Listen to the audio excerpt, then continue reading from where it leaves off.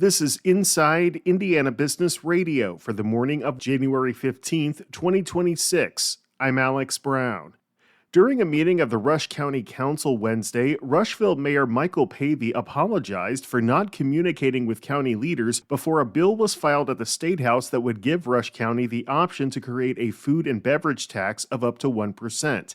Council President Charlie Smith, who first learned of the bill when contacted last week by Inside Indiana Business, said he felt blindsided. It's hard for me to sit here and be a leader of this council when we knew absolutely nothing about this. As long as I'm in this chair, and it has to do with fiscal. The phone needs to be picked up and called and said, are you guys willing to do this on board or not on board? And that did not happen at all. If the bill is approved, the tax would not be imposed automatically. The council would have to move it forward.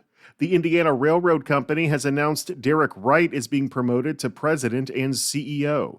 Wright joined the Indianapolis-based railroad operator in 2022 as vice president of operations and mechanical. He previously served as chief operating officer of the Northern Indiana Commuter Transportation District, which operates the South Shore line between South Bend and Chicago. The University of Southern Indiana has received a $1 million gift to establish an endowed scholarship. The university says the gift from Larry Rutledge will provide scholarships in perpetuity for graduate students enrolled in the Family Nurse Practitioner or Acute Care Nurse Practitioner programs. From the number one source for Indiana business news, this is Inside Indiana Business Radio.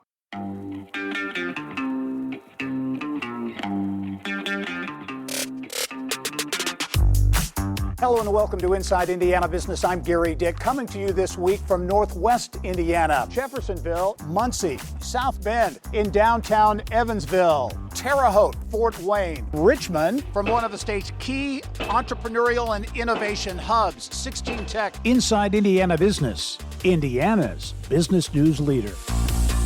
Governor Mike Braun delivered a State of the State address Wednesday night that focused on his administration's efforts to address pocketbook issues, including healthcare, housing, taxes, and especially utility rates. In the back half of 2025, Braun made energy costs a platform point, likening rising utility bills to property taxes as a needed area of relief for Hoosiers. Last year, Braun installed a new utility consumer counselor and made new appointments to the Indiana Utility Regulatory Commission, which oversees the state's investor-owned utilities. When I appointed 3 ratepayer-conscious members, now constituting a majority, to the IURC to make decisions in the public interest to ensure utilities provide service at just and reasonable rates. Braun added his support for House Bill 1002, which restructures utility providers' assistance programs for low-income customers and moves Indiana to a performance-based framework for rates. Braun has been conscious of electricity bills at the same time he's signaled Indiana is open to hyperscale data center developments.